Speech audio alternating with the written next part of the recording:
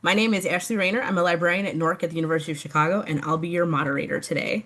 We're going to dive into suspenseful novels full of twists, secrets, and satisfying reveals that keep readers hooked from beginning to end. I was telling all of the authors on this panel, I was shook reading these books. They are so exciting, so many like different things, and they're all different, which I really, really loved. So let's welcome our authors. First, we have Yu-Mei Balasingamchow, author of Names Have Been Changed, published by China Reparations. It's about someone who committed a crime many years ago, and basically she's telling her story through a podcast during the pandemic, which is like such a unique way to tell this story.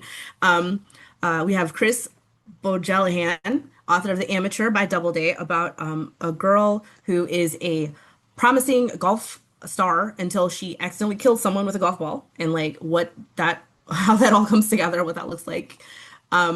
We have Amy Chozick, author of With Friends Like You by published by Dutton, and this is about a new mom who lost her friend and finds her friend and also finds maybe a community, but in like the most interesting way possible. It's hard to like say these things, but I don't want to spoil anything, but oh my God, this one is so interesting.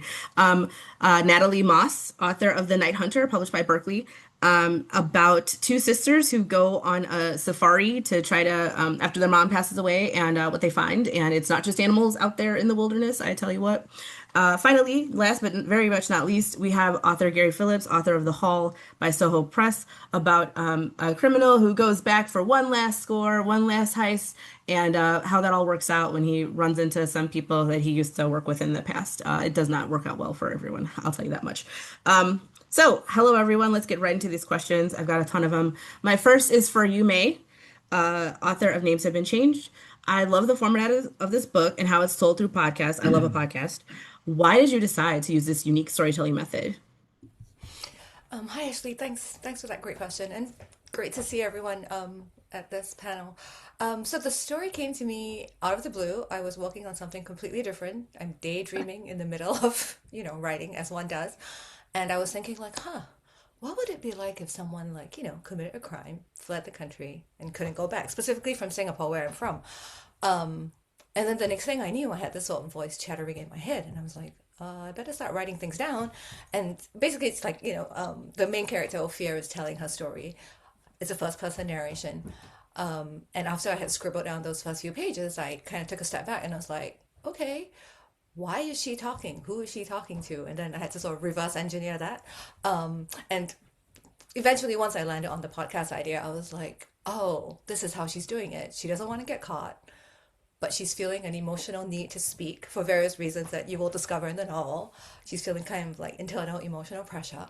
And she's like, oh, if I do a podcast, they'll hear me, but they won't know where I am. Great. So she does that. And once I had that frame, I was like, oh, I know how to tell this story. And away she went. And her voice is so you can kind of feel that like internal pressure.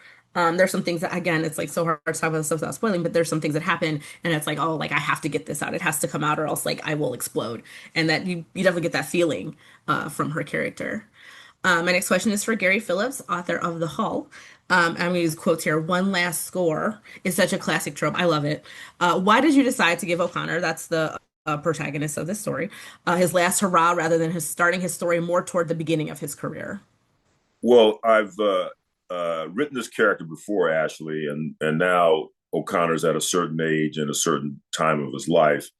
He's amassed his ill-gotten gains. He's laundered those funds, and now he lives this sort of suburban life. And but really, and I'm not giving away too much to say, he's just kidding himself because everybody around him in the novel, his criminal partners and the people he's worked with in the past and what have you, they all know he's jived. They all know that he can't stay away from it. It's like, but it's really, in my head, I think it was thinking about, I'm a big boxing fan, and I know that's kind of probably shouldn't be because, you get hit in the head a lot and that hurts. But really it is like the boxer who stays too long. And you don't stay too long because of the money.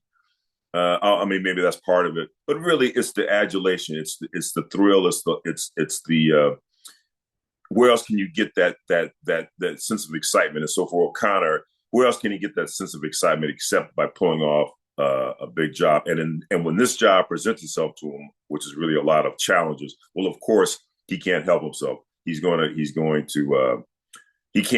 take the bait. Even his partner's like, I know you're gonna do this. I'm annoyed, but I can't. And I was like, man, that's so relatable. Like I definitely see people in my life. I'm like, you're gonna do it. I'm gonna tell you no, but like you're gonna do it anyway. So I wash my hands of it. So that was I was like, yeah, I get it. I get it, girl. So it was really I didn't know. I usually do more research. I didn't know that this is like one of like several books about this character. So now I get to go back and read them all, and everybody else does too. So that's awesome. Yeah, Thank you there we so go. much. That's it. All right. My next question is for Natalie Moss, author of The Night Hunter. A thriller set on the African savannah is a new setting for me personally. What drew you to this unique area for your novel? Yeah, thank you so much, Ashley. It's really funny. It wasn't the first setting that came to mind when I started writing. I'm a big lover of the genre. I love the psychological thriller genre. And when I first started writing, I first started brainstorming lots of novels set in the kinds of places I was reading about in London, in small towns. And as I was brainstorming, I mentioned, oh, but maybe I could set something on a South African safari. And all of my writing friends were like, absolutely, yes, do that. And it was interesting because I have a bit of an interesting relationship with the safari. So I've been on loads of safaris. My first one was when I was 3, and I've been on one maybe every year, every other year throughout my childhood. And it's a harsh place to take a kid. If you're on like a 20-day safari in the middle of Botswana, it's hot, you don't always see things. It's a bit of a tough place to be going back again and again. And I think there are some aspects that I didn't really appreciate. And in many ways, the novel for me was a bit of a homecoming for me and for my characters of rediscovering this place they knew as a kid, as an adult, and seeing it in a new light and falling in love with it in a different way. And I think a big aspect for me was taking my husband to his first safari and kind of seeing it through his eyes and seeing it through someone's brand new someone who's never been there before, and also taking notes and writing about it and really trying to build the world around it and really appreciate, the smaller critters and birds. And honestly, I fell in love with it just as much as my characters did. And but like in retrospect, it's the perfect setting for a thriller. You have no cell phones, no police. I'm very lucky in that sense, and plenty of predators that will clean up a dead body. So it's a perfect place for a murder. Oh God, I didn't think about that. That's so gross. Thank you so much. I was telling Natalie before this, I'm an inside person. Like I love the idea of it, but like now I'm like, I don't know if you're selling it quite for me. But it was wonderful. My next question is for Chris Bohjalian, author of The Amateur. I finished this book and thought, this book is about a golfer, but there's not that much golf in it. There's not that much golf playing in it. So why did you decide golf was the perfect sport for Mira's story? You're on mute, Chris. First of all, Ashley, thank you so much for all that you do as a librarian. I want to thank all the librarians who are watching and who have defended my books against book bans, of which they've been banned too many times to count. So thank you all. The Amateur, I wrote it in an alchemic frenzy of about 3 months. It is a wash in autobiographic minutia. To answer your question, why is it about a golfer, but there's so little golf? Well, that's because she stops playing golf at the age of 18. My narrator, Mira Winston. The novel is about one moment dramatically changing your life. She's 18 years old. She has got the LPGA in her sights. And on August 3rd, 1978, she drives a golf ball through the net at her Swank Country Club in Westchester, instantly killing a classmate and caddy. And what looks to all the world like a tragic accident affecting only one family ends up affecting the entire community. All of a sudden, it's a tale of predatory older men, young girls, one young girl of enormous promise who, instead of going to the LPGA, is going to CBGBs and doing way too much coke. And suddenly it is a courtroom drama. And yet it is a wash in autobiographic minutia because once upon a time I was a caddy. And I've always wanted to explore the class divide in America. And for me, that is a big part of golf and the amateur. One footnote about the book: it's narrated by a novelist in her early 60s, known best for books about a midwife on trial for manslaughter, an alcoholic flight attendant who wakes up next to a dead body in Dubai, and yes, a witchcraft trial in 1662, Boston. I'm sorry that the class divide thing is really interesting, and I feel like I didn't ask any questions about it, but like I think that is one of the things that did kind of draw me in because it's like, okay, why is this divide, and why are people so upset? Like, what this caddy kind of comes in and he's like not part of the community, and but it still like affects everyone, and it was just really I thought his story was really interesting, and I really wish we could know more about him, but Oh, I am like him. I am that caddy. you're the Everything one who about was that murdered. caddy's life is my life, except for getting hit in the temple with a I was golf ball and dying. I was like, I was like, that's a new way to write a story. My next question is for Amy Chozick, author of With Friends Like You. Um, so there's kind of two main characters, I would say, and you correct me if I'm wrong. There's Emily, who's the protagonist, and then there's Daisy, who's her best friend, who kind of disappears and is refound. So when you're writing this book, who did you expect the audience to root for, Emily or Daisy, and who was your favorite to write about?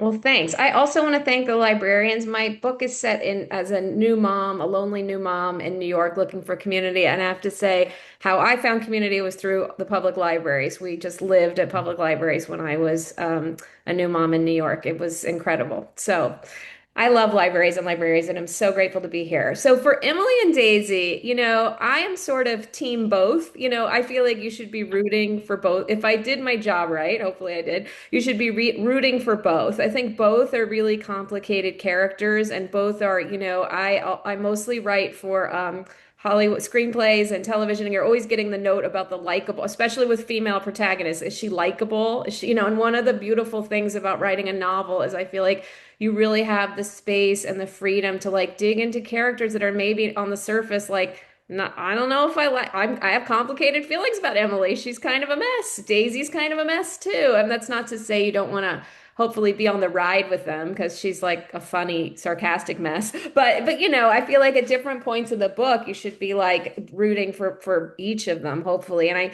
certainly love to write. I really had fun writing both of them. I think Daisy was a little bit more fun to write just because she's sort of the devil on Emily's shoulder, and that's always really fun. But I would be like really deep into writing, and my husband would come by and be like, how'd it go? And I'm like, shit got real dark with Daisy today, it was just like really fun, I think, to write both of them. But I always feel like if you're not having fun writing them, then there's a problem because someone is not gonna have fun reading them. But so I loved both. Hopefully your team both. I have a good friend who's like deep into the Royals, and she's always like, it's never about Kate or Megan, it's team both, I'm like, I want you to kind of root for both of them. As in also writing like the best love triangle, because it is a bit of a love triangle, with Emily's husband, Roman, and it's like you want both. You want like you don't know who you're rooting for. So great question. Thanks.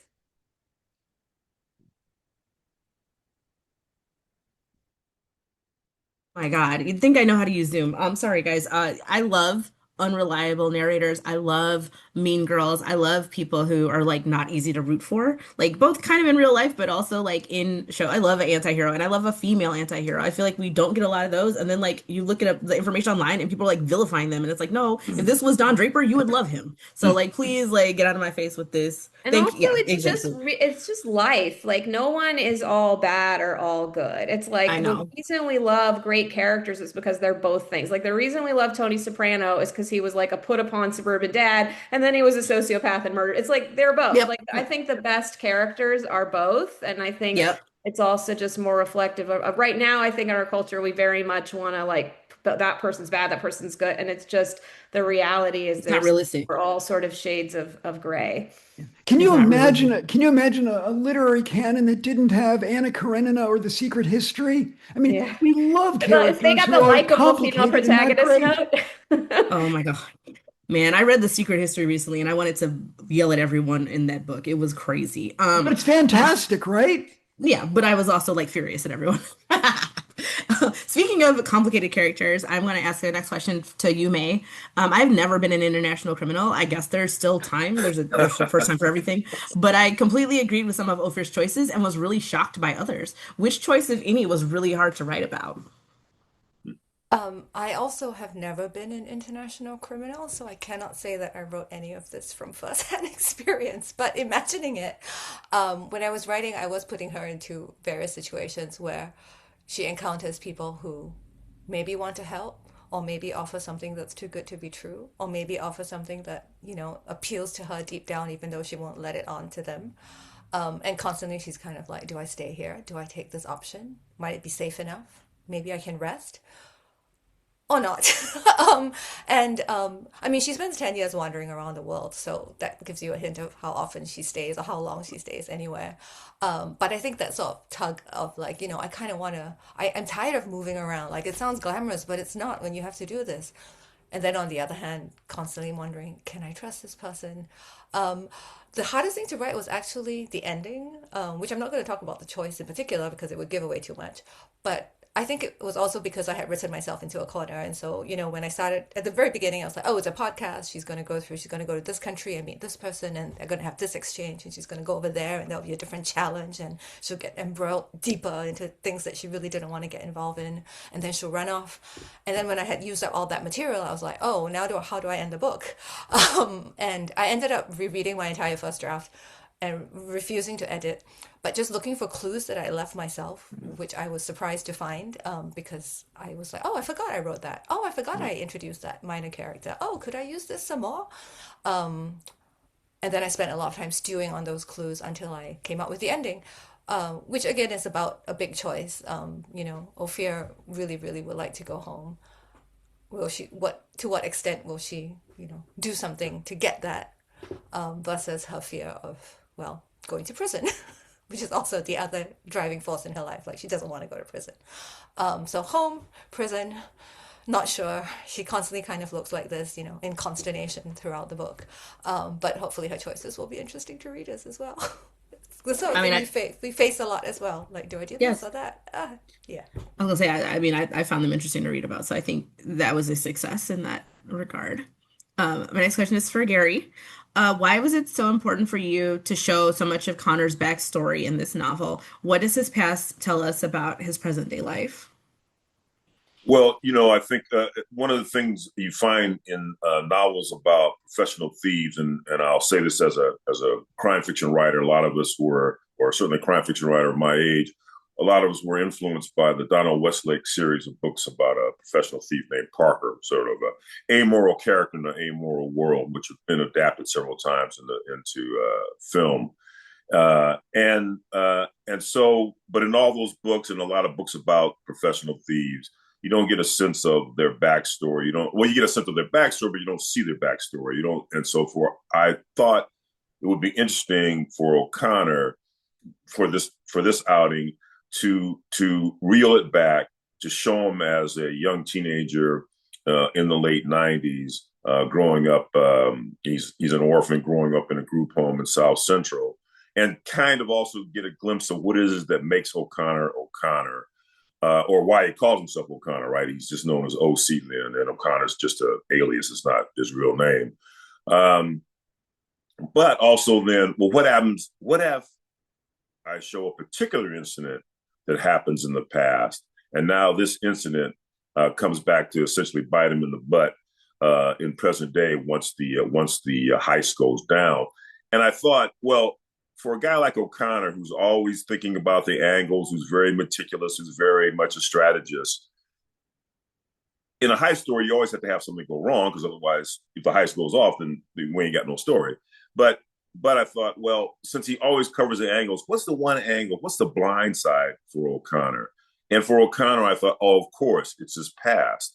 It's the past that he has, not necessarily doesn't think about, but he certainly is a guy who kind of goes forward, and he doesn't really worry about too much about the past. He doesn't have much recriminations. He doesn't really have much. He has some self-reflection.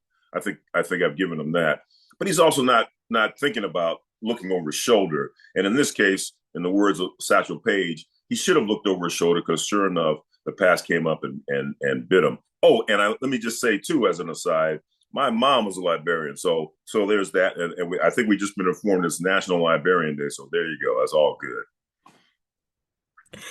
I, I love the idea of like, oh, of course, there's that one thing that I didn't think about, that one thing that comes to bite me, and I feel like it is often in my past. So I'm like, oh wait, I forgot about that person. I forgot about that thing, or I forgot about that appointment. So very relatable. Speaking of past, this question is for Natalie. Danielle, who's the protagonist of your story, has to draw on her past to survive her ordeal. So I know you've been on safaris, and you talked about this a little bit, but I wanted to know if you had any wild experiences that inspired events in your book. Hopefully, no murders. I mean, I don't know, but like, I'm just curious. So I can't speak about the murder, but I'll tell you about the wild experiences. So yeah, this is such a fun question because I have loads. I've been really lucky in writing this book. I had three experts who read it, two rangers who have thirty years of experience, and they really helped me hone down some of the nitty-gritty details of exactly when does this fruit fall from the tree and what color is that kind of poo, which is different from that kind of poo. And these are legitimate details that had to be corrected. But all of the big stuff, it really was drawn from personal experience. Is I or someone in my family has had real on the ground personal experience with every animal in the book. Um, so these in the wild. So it's we're not going out and petting these things. You know, a lot of the book is about respect. But I think my favorite story that I think connects really well to the book is about an elephant that we had. So I was about 8 years old. We were in the middle of Botswana. We are completely in the wild. There are no fences. There are no rangers. We're just pitching up a tent in the middle of nowhere. And and we look up and we've just had lunch and we've just had a nap. And we look up and there's this elephant right in the middle of the campsite, like meters away. And I've had a few experiences with elephants before, but I think this is one of my favorites because we are so close and the car is too far away. But elephants are amazing because they are at once so big, so deadly, but also very curious, very intelligent, very fascinating creatures. So we've seen them before, we've been around them before. We were very calm. We were amazed and awe, but really, really calm. And this elephant was clearly targeting this tree that was between us and it. And the funny thing is that my sister was asleep in a tent, literally a meter away from its feet. And we are there waving, like trying to whisper shout to get her to wake up, but also to get her to stay calm. And there's this fantastic photo my dad has of my sister taking a photo of this elephant, like a meter away, who's staring at us. And, you know, it was such a beautiful experience, such a magical experience. And in the end, everyone was just very calm, very quiet, very good. And after a while, it turned around and walked away. And it was a beautiful experience. I can't say the same thing happens in the book, but but there's but I think what I tried to instill in that was this connection, was this understanding that this is an intelligent and understanding being, a dumb animal. And that came directly from that experience. Yeah, I think like the idea of respect of this place and of these animals is in the book for sure. Because it was like it wasn't just like, oh, we're just here to like hang out and like, you know, ruin it. It's like, no, we're guests. And I feel like that vibe really comes through, especially since both of the two sisters in the story, their mom was like a someone who did safaris, and so she was like very respectful, and she was trying to save rhinoceri, and so you know, like there was that respect there that I thought really came through. So I think it worked for sure. My next question is for Actually, my next. rhinoceros, you'll find. Stop it. That you made that up. My next question is for Chris. I always joke about my JD from Law and Order University, but there's a trial in this book. How did you work to make Mira's trial compelling? I've been on a jury and it's like usually super boring. So like, how did you make it compelling? I'm clearly a closet litigator, going all the way back to my novel Midwives in 1997. Lawyers and courtrooms have figured prominently in my books, even my historical fiction, such as Hour of the Witch, is about a trial. So for a book like The Amateur, I worked with both the state's attorney, the district attorney, and public defenders to understand how would you prosecute a young woman in a case like this, and how would you defend her, especially given the fact that this trial is set in 1980, which is a very, very different era because, for example, you're not dealing with DNA evidence. So I had a blast. And the thing about courtroom dramas, and the thing about The Amateur, is it's a three-act novel, and you don't get to a courtroom until the third act.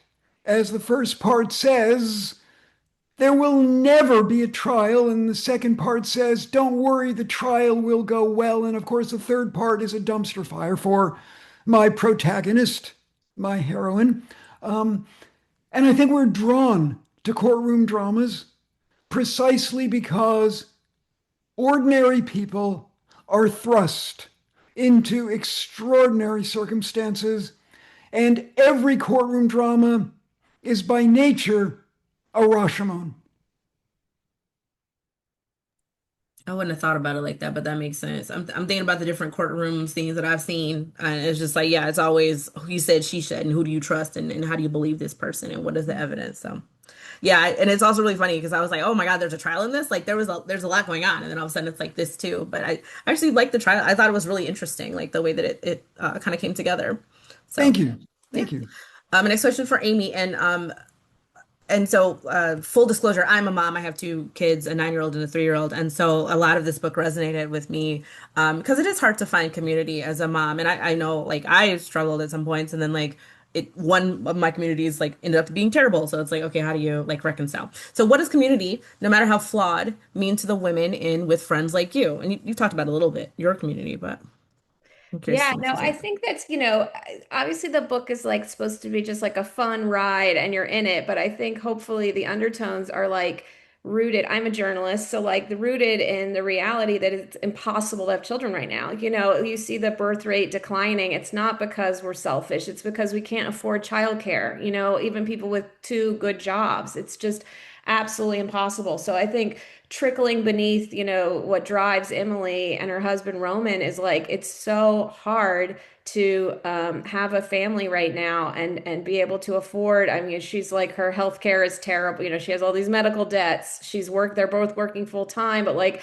can't afford a nanny. And I think we used to grow up down the street from extended family, and there was a much more of a village community. And now I think that like really lacking that is not only makes her very lonely, but I think it underscores something happening. I think it's kind of acute in New York, but it's everywhere, is just this kind of the inequality and the lack of affordability. And like they end up, as you know, and hopefully it's like really fun because if you've been to, in New York, there's all these new high-rise condos, these like exorbitantly expensive they call it Billionaires Row in Midtown, all of these skyscrapers. And there have been all these articles about how they're mostly empty. Billionaires just buy them for tax purposes and pied a terres, and nobody lives there. And I know that they have like incredible facilities, like playrooms and indoor, speaking of golf, indoor golf simulators and wine rooms. I mean, it's just incredible facilities.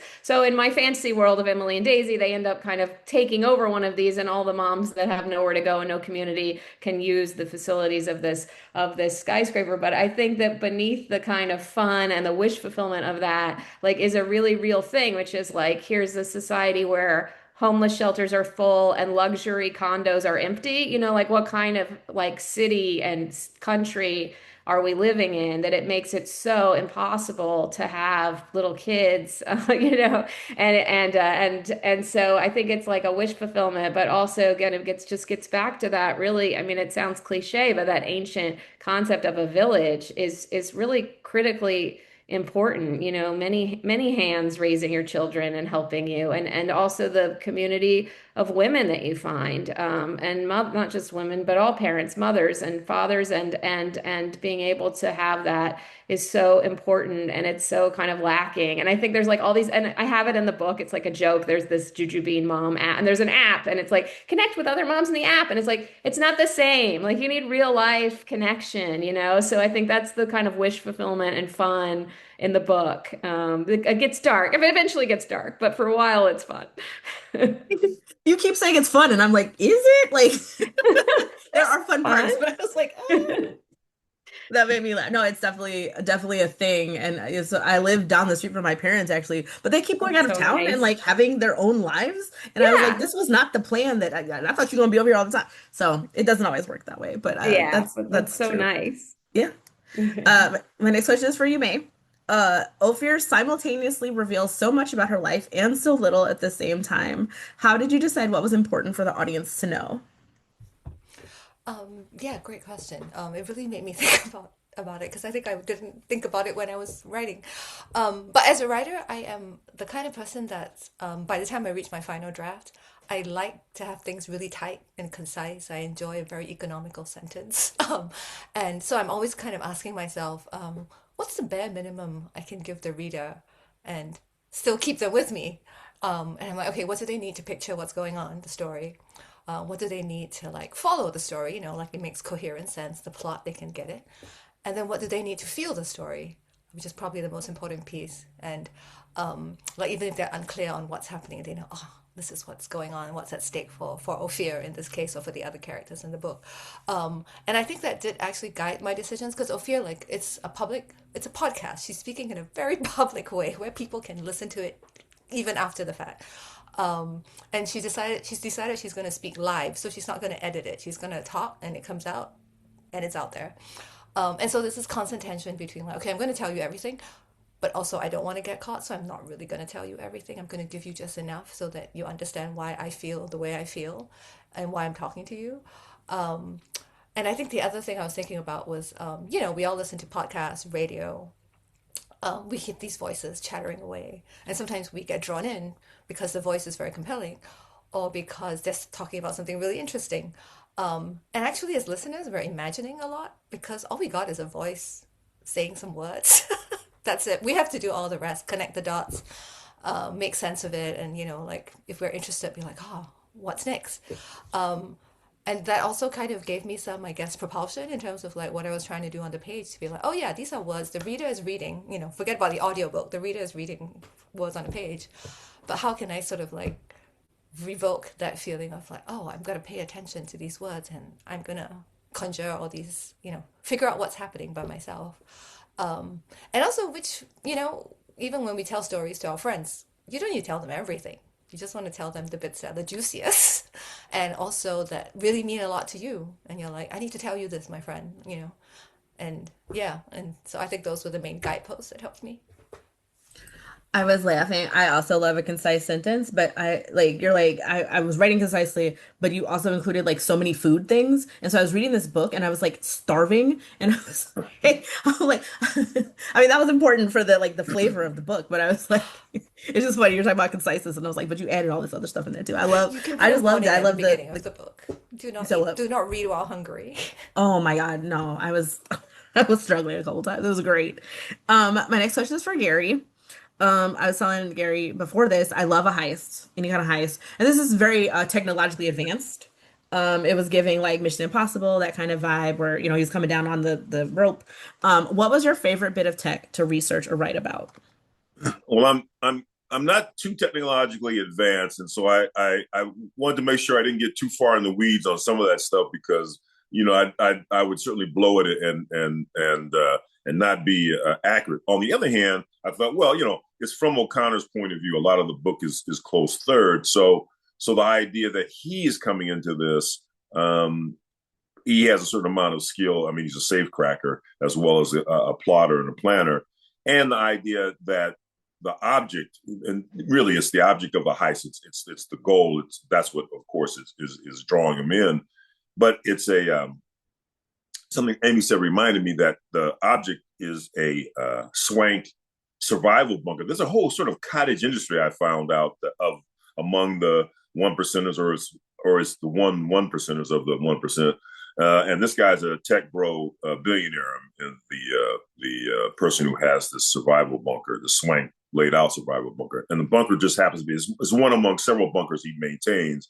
And this one just happens to be underneath the stadium he's built for his he owns an NBA pro basketball team. For those here in LA will recognize who I'm talking about. He owns an NBA pro basketball team in Inglewood, and he's built a new stadium, and the bunker is underneath the stadium. And they're gonna do the heist on the opening day ceremonies for this new arena for the basketball team. So of course, because you want to put complications on top of complications, and the idea is that the inside person is a black woman software engineer, of which there are not a whole bunch of those folks in the tech world, as I found out as well. And they happen to be within. They generally tend to be within support groups and stuff because, of course, it's such a harsh environment to exist in. This sort of male-dominated world of tech. So all that's kind of in the mix of who the characters become. Why is she the inside person? What's her angle?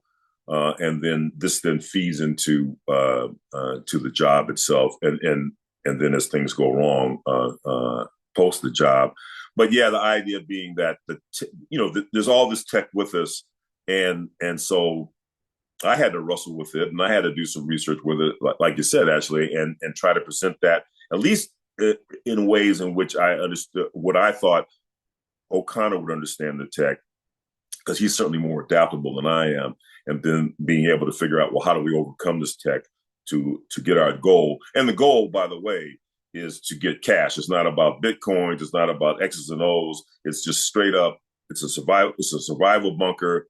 Like a lot of these tech bros, I figure, look, if the apocalypse comes or the zombies show up or whatever it is, I assume they're going to still hoard cash and diamonds and gold, because they're just because you figure you might need that post-apocalyptic society or whatever exists. So I thought, well, all right, I need an old school method. I need old school gold, which is the cash, combined with this sort of high tech methods. Literally every time like I ask you a question, Gary, I have to like Google something on the side. Like I didn't know that term close third person POV. I didn't know Donald Westlake. So now I got a whole bunch of research on the side to look at. No, I love it. I really appreciate it. Next question is for Natalie. What is the greatest danger to your characters in your opinion? I have a thought, but I want to hear what you say. I want to hear the thought as well.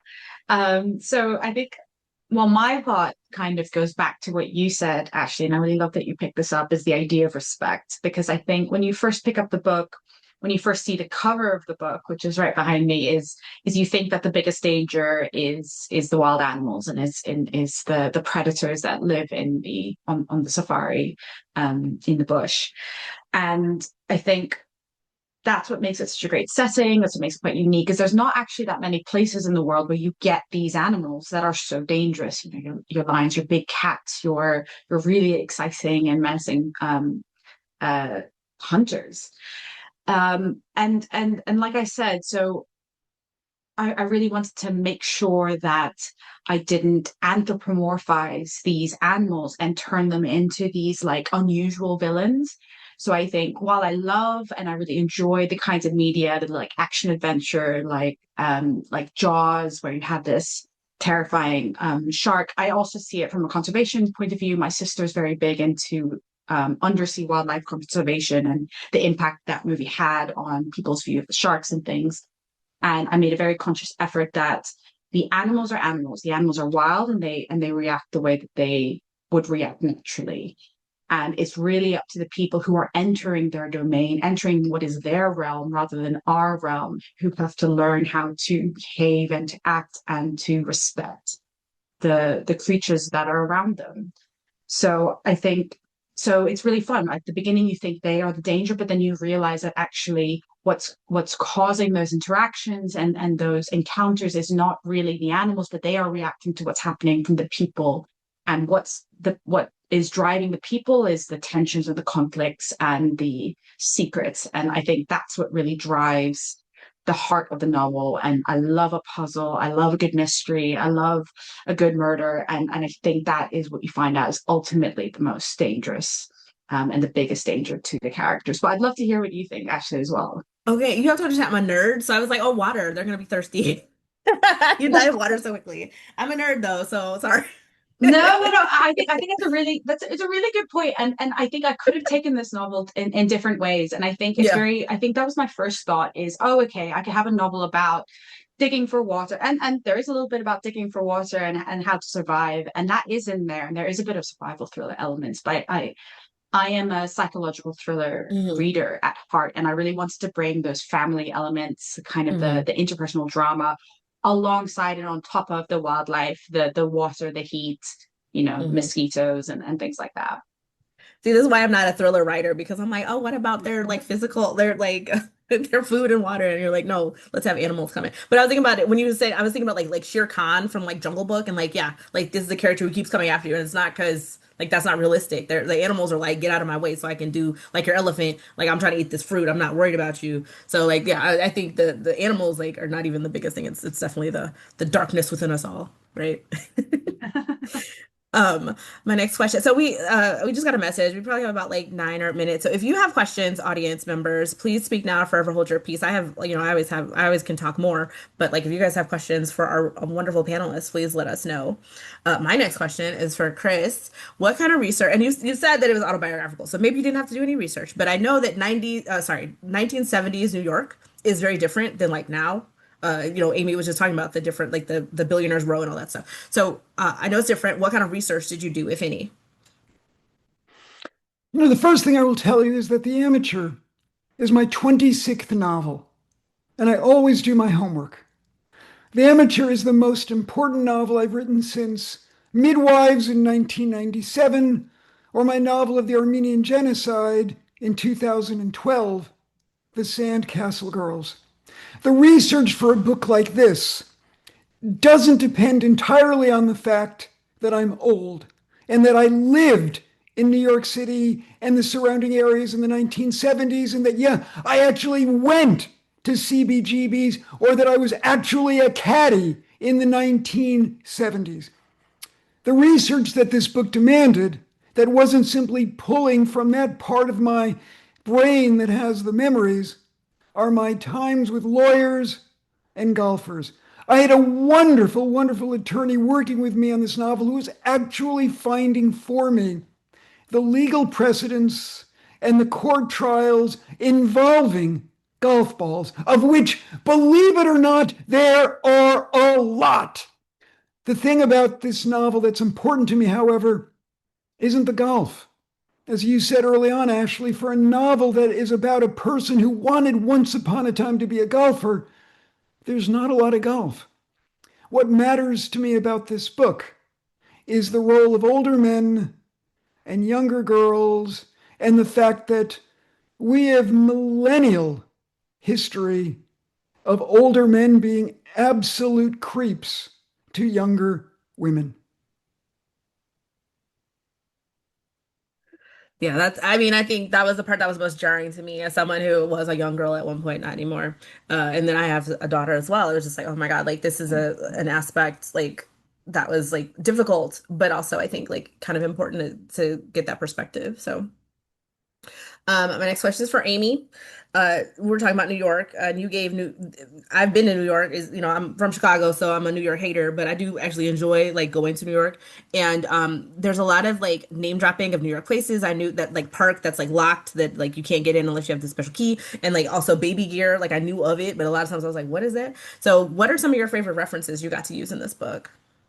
Well, I just want to say Natalie's quote, "I love a good murder," I think is the pull quote of our panel. That made me nervous because I was like, the FBI is definitely gonna be like Love a now we're good all on murder. watch lists. So like, I mean, I'm already on one, I'm sure, but like now we all are. So I anyway, had a lot of fun, like satirical. There's like a lot of satirical humor, hopefully, in the book. And one of the things is kind of the realism of how like consumerist new motherhood is, and like just how they like convince you that if you don't buy this thing or you don't have this gear, like you're failing your child. Like I remember everyone telling me like you have to get the snoo bassinet, and it was like this like like. Do you remember the snoo? It was like a it's like Wi-Fi enabled, and your child's not going to sleep, and that's the only way. And I was like, this thing is like $1,500. Are you kidding yeah, me? And I would like try to or find the the snoo on Craigslist or like eBay, but it was still like 1,000. And I was like, it's fine. Like literally, billions of babies have been yeah, fine without the snoo. Like you just have to like yeah, kind of step out and see the yeah. ridiculousness of it. So it was very like cathartic to like kind of make fun of these things. And also like we had a 900 square foot apartment and like you're convincing me that I have to like fill it with stuff. Like it's fine. Like I didn't have it. I had like hand me down everything from Yep. cousins and like it's fine. So I think there is just like modern motherhood is like there's so much connected to capitalism and consumerism and you're convinced that you need this thing and then it all becomes like a status thing and it's like why is like what kind of stroller I choose like a like I Mhm. remember the Bugaboo moms and the and then it's like oh you have this stroller and that and it was just crazy and then even to the point that like the number of children you have is a status thing. In the book, one of her really rich heiress friends is like the third or fourth child is the status child because who can afford to have that many Yep. kids in New York? So it all just to be honest, like grossed me out. And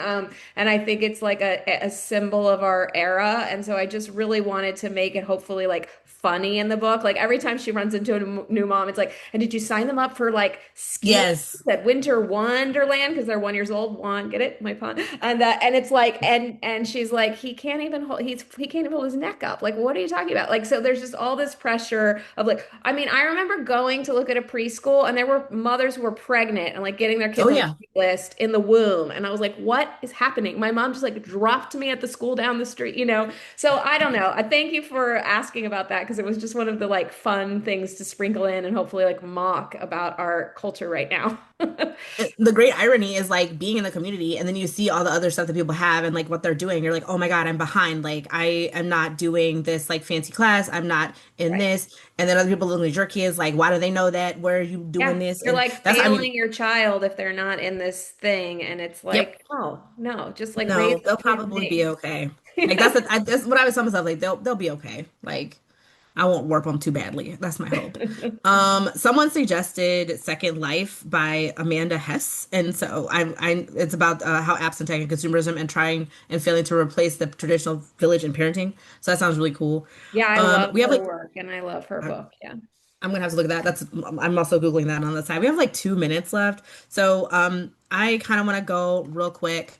Yu-Mei, I have a question about you. You've written about contemporary Singapore and like historical Singapore. So what are the compelling connections between the two? And did they make it into your book, into Names Have Been Changed?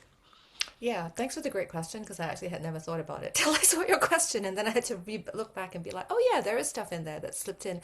I think the main thing is Singapore is a crossroads for many, many cultures, Hmm. has been for centuries, and a lot of people just kind of don't take it for granted if you live there, but then you also don't necessarily see it depicted in complicated ways, and I was trying to Yeah. do that. The protagonist is mixed race. There are a lot of people she meets along the way from around the world who are like from that country, but it's a more complicated idea of identity, what belonging is. And so that was something I tried to weave in, not just for the Singaporean character, but throughout, I think. Yeah. We're all I this think, complex place, and we kind of should acknowledge that more often. and I think we all want to go home again. So I think that really resonated. Even if home doesn't exist in the way we think it does, or it's not the same. Someone has passed or something has happened and it's not the same. So Gary, you might be our last question. What part of the heist did you enjoy writing the most? The planning, execution, a secret third thing I haven't thought of? Well, I want to give a shout out to my editor, Alexa at Soho, who I can get in the weeds a lot with details, and she rightly pointed that out in various passages in the book that we excised and or shaved way the hell down. And so, but enough of that is there because I wanted to obviously show that with O'Connor. But I think it's uh, as people have touched on, and I had to look this up real quick. In 1924, Richard Connell wrote a short story called "The Most Dangerous Game." Right, a bored hunter, lures a man and woman to his island so he can hunt them. Oh And yeah. this idea has been riffed on many, many, many times. But obviously, the point being that humans are the most dangerous game. And of course, we learn this once more with O'Connor, not only with the past that involves really essentially the main characters in the book, somewhat unbeknownst one to the other. But the idea being that in the end, yes, it really is us as humans and what we do to each other and what we're willing to do for either ill-gotten gain or a psychological twist or whatever it is that still always drives any kind of story. So even in this story, the heist, yeah, it's about plotting and planning, but really in the end, it's about the people. Honestly, I couldn't have ended this panel on a better note if I had planned it. So thank you so much for that. Um, thank you to our authors and thank you to all the librarians out there. Happy National Librarians Day. Um, this was wonderful. It was so good to pick your brains about these great books. Our next concurrent panels are Twisted Fiction and Inspiring Lives. Thank you all so much. Have a wonderful day. Enjoy the rest of the Thanks, event. Thank you. Ashley. Thanks Thank you all. so Great to see much. all of It you. was great. Thank you, everyone. Thank you Thank so you, much. everyone. Bye. Bye-bye.